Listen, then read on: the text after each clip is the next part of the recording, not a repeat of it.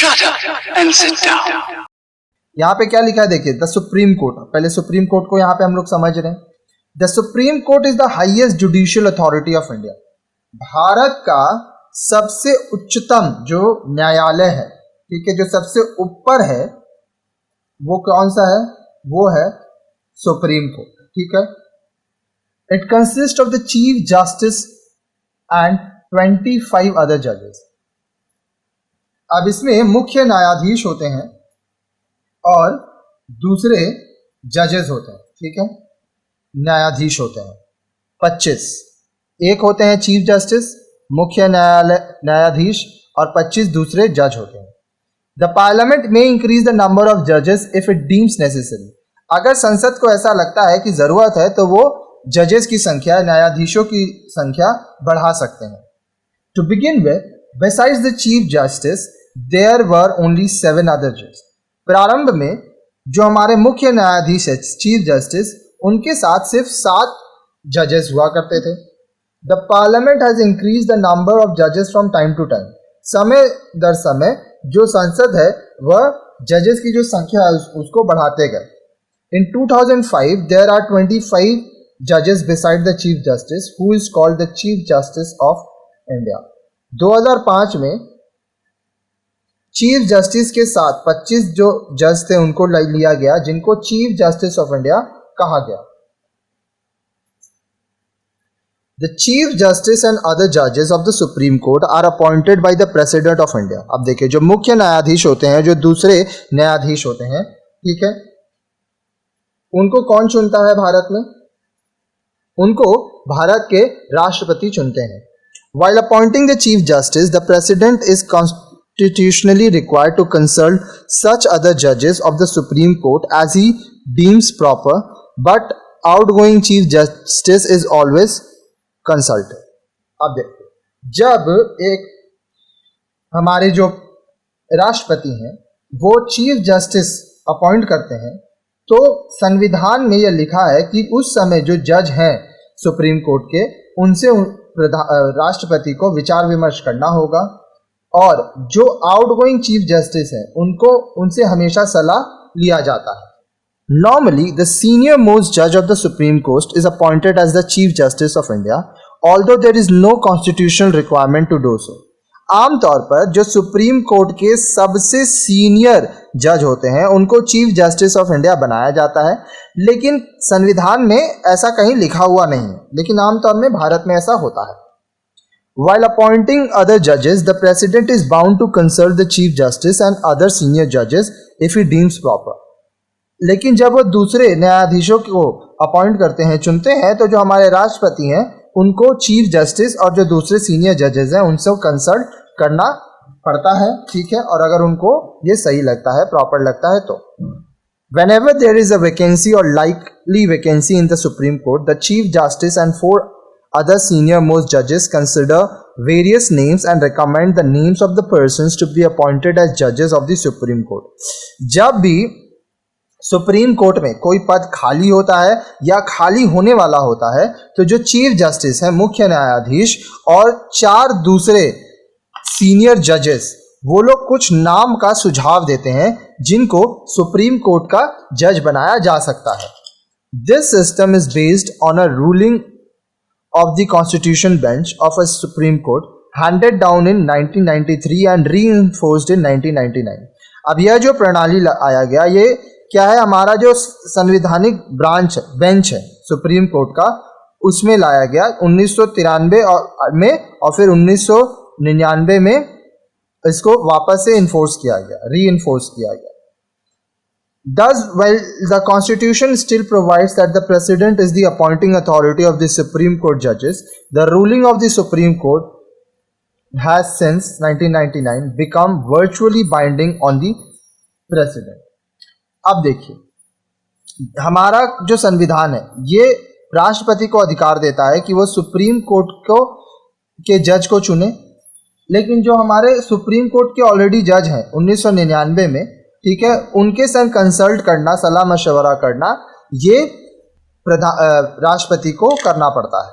The power of selection of judges has passed on to a group of Supreme Court judges called the collegium of the court. अब किस जज को चुना जाएगा, इस चीज का शक्ति सुप्रीम कोर्ट के एक ग्रुप समुदाय जो कि जजों का है उनको दे दिया गया, ठीक है, जिसको कॉलेजियम ऑफ द कोर्ट कहा जाता है। The president now performs the formality of appointing the nominee of the supreme court after the law minister formally recommends these name to him. जब जो कानून मंत्री हैं वो जजों के लिए नाम की सलाह देते हैं राष्ट्रपति को, तो राष्ट्रपति सिर्फ औपचारिक तौर पर नॉमिनी डाल देते हैं कि हाँ ये सारे लोग हैं जिनको सुप्रीम कोर्ट के लिए जज बनाया जा सकता है। और जो सुप्रीम कोर्ट का जज का जो ग्रुप है जिसको कॉलेजियम ऑफ द कोर्ट कहा जाता है वो सिलेक्ट करते हैं कि कौन होंगे जज सुप्रीम कोर्ट के।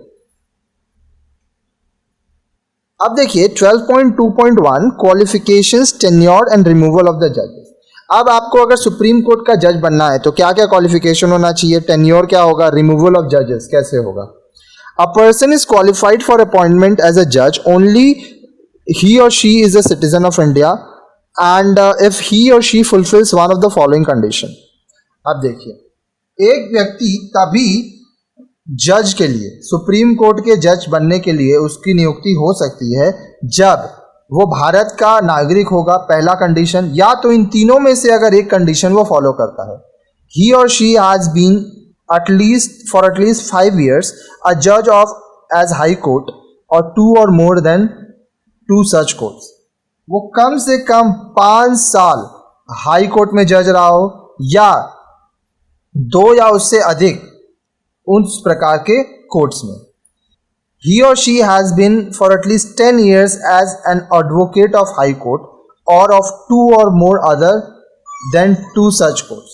वो व्यक्ति कम से कम 10 साल हाई कोर्ट का वकील रहा होगा या तो 2 या उससे ज़्यादा उस प्रकार के कोर्ट का। If he or she is in the opinion of the president a distinguished jurist। अब या तो वो व्यक्ति राष्ट्रपति का कोई ओपिनियन है, राष्ट्रपति उसको चुनते हैं, ठीक है, और ये एक विविधता कानूनवादी प्रक्रिया है, ठीक है। तो तीनों में से अगर पहले तो आपको भारत का नागरिक होना होगा या और इस तीनों में से कोई एक भी कंडीशन अगर आप फुलफिल करते हैं तो आप क्वालिफाइड हैं एक सुप्रीम कोर्ट का जज बनने के लिए।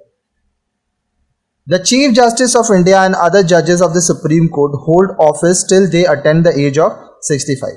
अब देखिए चीफ जस्टिस ऑफ इंडिया या सुप्रीम कोर्ट के जो दूसरे जज होते हैं वो तब तक काम कर सकते हैं जब तक वो 65 साल के ना हो जाए। अ जज में voluntarily resign before expiry of his term. अगर कोई जज चाहे तो वह खुद से अपना त्याग पत्र दे सकता है, ठीक है, उसके टर्म खत्म होने से पहले से। In exceptional cases a supreme court जज may be removed before the age of retirement according to the procedure laid down in the constitution. अब कोई अगर एक्सेप्शनल केसेस आया, ठीक है, तभी सुप्रीम कोर्ट के जज को हटाया जा सकता है उसके रिटायरमेंट एज से पहले। और इसका क्या तरीका है वह हमारे संविधान में लिखा हुआ है कि कैसे सुप्रीम कोर्ट के जज को हटाया जा सकता है। Thus, a judge of a Supreme Court can be removed from office by an order of the President passed after an address by each house of the Parliament, supported by a majority of total membership of the House and not less than 2/3 majority of the members of the House present and voting, passed in the same session, has been presented to the President for such removal on the ground of proved misbehavior or capacity। तो देखिए अब जो जज है supreme court का, ठीक है, अब ये तो उच्चतम न्यायालय है तो उसके जज जो हुए वो भी बहुत ही ऊपर, बहुत ही उच्च स्तर पर हैं। तो उनको अगर आपको हटाना है तो वो कैसे होगा कि प्रेसिडेंट एक ऑर्डर पास करेंगे, ठीक है, उस ऑर्डर को दोनों हाउस, राज्यसभा लोकसभा दोनों जगह पे मंजूरी मिलनी चाहिए, ठीक है, टोटल जो मेंबर्स होते हैं वहां से मेजॉरिटी मिलनी चाहिए और सेम सेशन में काम होगा। जहां वोटिंग होगा वहां मिनिमम 2/3 वोट मिलना चाहिए। मतलब अगर 100 लोग हैं, ठीक है, तो 67 वोट्स मिलना चाहिए, ठीक है, और प्रेसिडेंट के पास ये प्रपोजल फिर रखा जाए।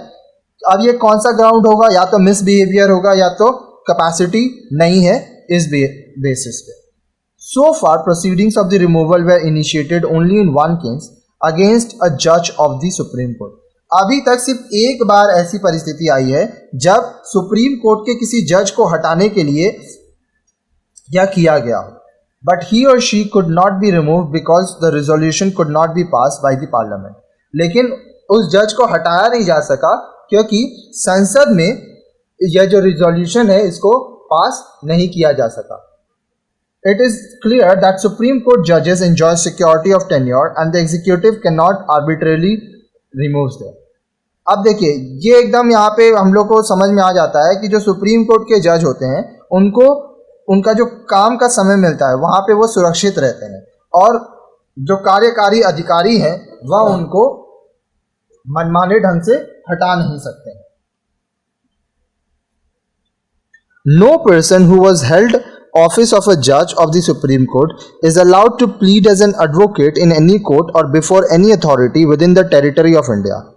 अब कोई भी व्यक्ति जो कि सुप्रीम कोर्ट में एक जज की तरह काम कर चुका है, ठीक है, या कर भी रहा है, तो उसको ये अनुमति नहीं है कि वह किसी भी कोर्ट में या किसी भी आधिकारिक क्षेत्र में वह एक वकील की तरह काम कर सके। The judges of the Supreme Court are paid such salaries as are determined by the Parliament from time to time. अब जो सुप्रीम कोर्ट के जज होते हैं, न्यायाधीश होते हैं, उनकी जो तनख्वाह होती है वह संसद में उसके ऊपर चर्चा होती है और समय दर समय वो संसद में ही पास होता है। 12.2.2 A court of record. The Supreme Court is a court of record. Supreme court क्या है? ये कोर्ट ऑफ रिकॉर्ड है। It has two implications. इसके दो implication हैं। All its decisions and judgments are cited as precedents in all courts of the country. अब उसके जितने भी निर्णय होते हैं, जितने भी जजमेंट्स होते हैं, वो जितने भी कोर्ट हैं देश के, ठीक है, उसमें उनका इस्तेमाल किया जाता है, उदाहरण भी लिया जाता है, ठीक है।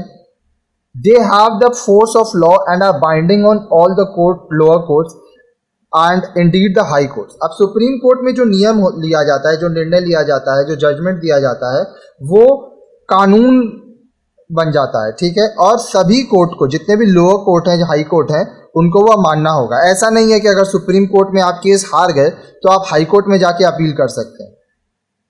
As a court of record the supreme court can even send a person to jail who may have committed contempt to the court. अब देखिए यहाँ पे सब कुछ कोर्ट ऑफ रिकॉर्ड के हिसाब से, तो सुप्रीम कोर्ट के पास इतना भी शक्ति है कि अगर कोई व्यक्ति कोर्ट का अपमान कर रहा है तो सुप्रीम कोर्ट उसको भी जेल में डाल सकते हैं, उसको भी दंड दे सकते हैं।